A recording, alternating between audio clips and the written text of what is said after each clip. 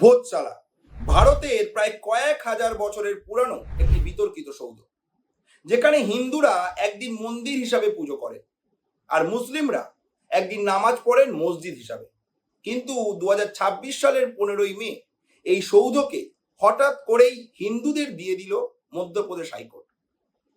High court জানিয়ে দিল মুসলিমরা যেন অন্যত্র উপাসনা করার জায়গা খুঁজে নেয়।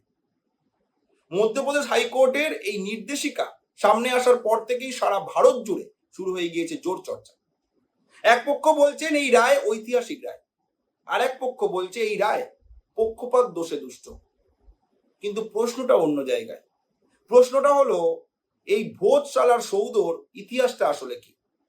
প্রশ্নটা হলো, কেন একদিন মুসলিমদের আর কেনই বা একদিন হিন্দুদের এই জায়গা উপাসনা করার জন্য দেওয়া হতো?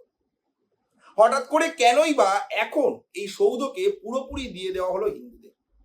আজকের এই ভিডিওতে আমরা এই সমস্ত বিষয় সম্পর্কে এক এক করে তুলে ধরবো আপনাদের সামনে। তাই অবশ্যই ধৈর্য ধরে ভিডিওটি শেষ পর্যন্ত দেখতে ভুলবেন না। চলুন শুরু করা যাক। প্রথমেই আপনাদের জানিয়ে দেব, মধ্যপ্রদেশের ধার শহরে প্রায় 1000 বছরের পুরানো একটি সৌধ রয়েছে। আর দীর্ঘদিন ধরে এই সৌধ নিয়ে চলছে বিতর্ক চলছে কারণ মুসলিমদের দাবি এই জায়গাটি নাকি কামাল মৌলানার দরগা এবং মসজিদ, আর অন্যদিকে হিন্দুদের দাবি এই জায়গা নাকি আসলে রাজা ভোজের তৈরি একটি প্রাচীন সরস্বতী মন্দির। যখন দুই পক্ষের দাবি বিতর্কের জন্ম নিচ্ছে, তখন সরকার এক অভিনব নির্দেশ দেয়।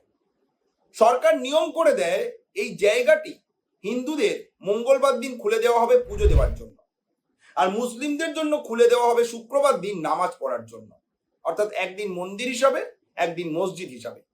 সপ্তাহের অন্যান্য 5 দিন প্রত্যেকেই এই জায়গায় ঢুকতে পারবেন, কিন্তু কোনো ধর্মীয় আচার অনুষ্ঠান করতে পারবেন না। এইরকম ভাবে এই গত 23 বছর ধরে চলে আসছে। 2003 সাল থেকে এই নিয়ম শুরু করা হয়। তবে হঠাৎ করে 2022 সালে এই নির্দেশিকা নিয়ে আদালতের দ্বারস্থ হয় একাধিক হিন্দুত্ববাদী সংগঠন। হিন্দু পক্ষের আইনজীবী হরিশঙ্কর জৈন মধ্যপ্রদেশ হাইকোর্টকে এই বিষয় নিয়ে জানান, 2003 সালের একটি নোটিশের জেরে মুসলিমদের ভোজশালায় নামাজের অধিকার দেওয়া হয়েছিল ঠিকই, কিন্তু এটি আসলে হিন্দু মন্দির, তাই এখানে শুধুমাত্র হিন্দুদের উপাসনার অনুমতি দেওয়া হোক। এরপর 2024 সালে এএসআই অর্থাৎ আর্কিওলজিক্যাল সার্ভে অফ ইন্ডিয়াকে ভোজশালার যে অংশ নিয়ে বিতর্ক, সেই অংশের বৈজ্ঞানিক সমীক্ষা করতে বলে মধ্যপ্রদেশ হাইকোর্ট। 98 দিন ধরে সমীক্ষা চালায় এএসআই, আর তারপর 2000 পাতার একটি রিপোর্ট জমা দেয়। সেই রিপোর্টে বলা হয়, বর্তমানে যেখানে মসজিদ রয়েছে সেখানে আগে পারমার বংশের আমলে তৈরি বিশাল একটি কাঠামো ছিল। তবে এই সমীক্ষার রিপোর্টকে অমান্য করেছে মুসলিম পক্ষ। তাদের দাবি এই রিপোর্ট পক্ষপাত দোষে দুষ্ট।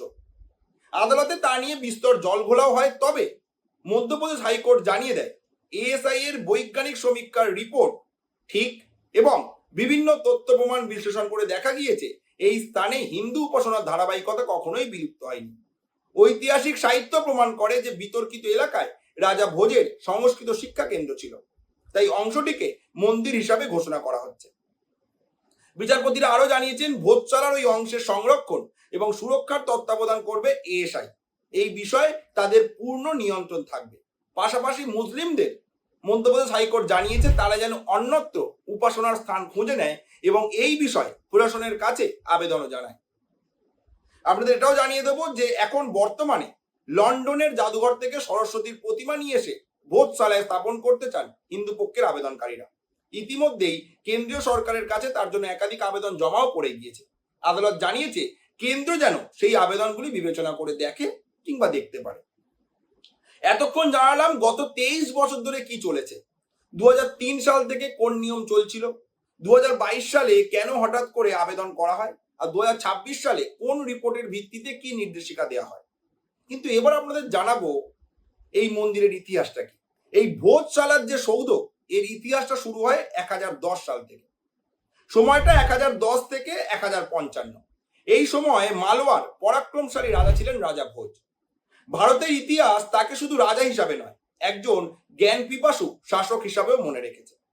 তিনি যুদ্ধ করেছেন একদিকে, অন্যদিকে সাম্রাজ্য গড়েছেন, কিন্তু তার থেকেও বেশি গুরুত্ব দিয়েছেন শিক্ষা আর সংস্কৃতিকে। আর সেই সময় 1034 সালে তৈরি হয়েছিল সরস্বতী সদন বা আজকের ভোজশালা। কথিত আছে এটা শুধু মন্দির ছিল না, এটা ছিল সংস্কৃত শিক্ষার এক অন্যতম প্রধান কেন্দ্র, যেখানে বিদ্বানরা আসতেন, শাস্ত্র আলোচনা হতো আর মা সরস্বতীর আরাধনা চলতো। অর্থাৎ আজ যেটা নিয়ে আদালতে লড়াই চলছে এক সময় সেটা কিন্তু ছিল জ্ঞান চর্চার কেন্দ্র। তারপর সময়টা বদলে যায়, মালওয়ায় একের পর এক আক্রমণ শুরু হয়।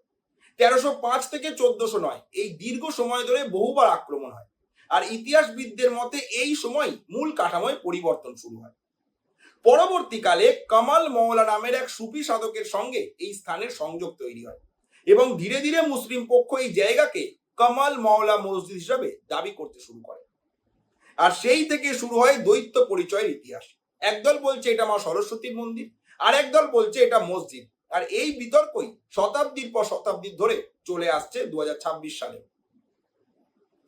তবে এখানেই শেষ নয়। এরপর 1875 সালে ব্রিটিশ আমলে যখন খনন কাজ করা হয় এই অঞ্চলে, তখন নাকি একটি দেবী মূর্তি পাওয়া যায়। হিন্দু পক্ষের দাবি এটাই ছিল মা বাগদেবীর মূর্তি, অর্থাৎ সরস্বতীর মূর্তি। পরে সেই মূর্তি ইংল্যান্ডে নিয়ে যাওয়া হয়েছে বলেও অভিযোগ। আজও বহু সংগঠন সেই মূর্তি ফেরানোর দাবি তুলছে। এরপর সালটা 1909। ব্রিটিশ সরকার এই জায়গাটিকে সংরক্ষিত স্মৃতিস্তম্ভ হিসাবে ঘোষণা করেছে, তবুও বিতর্ক থামেনি। এরপর 1934 সালে আসে একটি প্রশাসনিক নির্দেশ, আর 2003 সালে তৈরি হয় সেই বিখ্যাত সমঝোতা, যেটা আমরা এতক্ষণ ধরে আপনাদের বলছিলাম। একদিন মন্দির হিসাবে পুজো করবেন হিন্দুরা, আর একদিন মুসলিমরা নামাজ পড়বেন মসজিদ হিসাবে।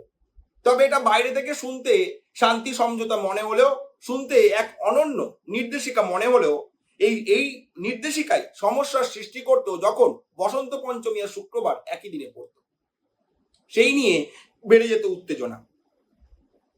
তারপর আসে 2022 সাল, যখন হিন্দু পক্ষের তরফ থেকে আদালতের দ্বারস্থ হওয়া হয়, আর 2026 সালের 15ই মে অর্থাৎ আজকে মধ্যপ্রদেশ হাইকোর্টের তরফ থেকে দিয়ে দেওয়া হয় এই ঐতিহাসিক রায়।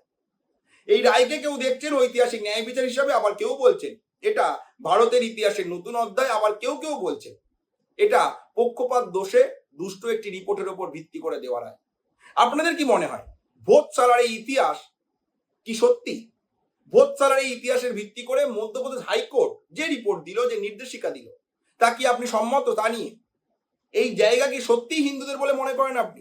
জানাতে ভুলবেন না আপনাদের মতামত কমেন্ট করে। আর যদি এই চ্যানেলের আপনি নতুন দর্শক হন এবং এই চ্যানেলে কন্টেন্ট আপনার ভালো লেগে থাকে, যদি এরকমই লেটেস্ট কন্টেন্ট আপনি দৈনিক পেতে চান, তাহলে অবশ্যই ফলো এবং সাবস্ক্রাইব করতে ভুলবেন না আমাদের এই চ্যানেলটিকে। ধন্যবাদ।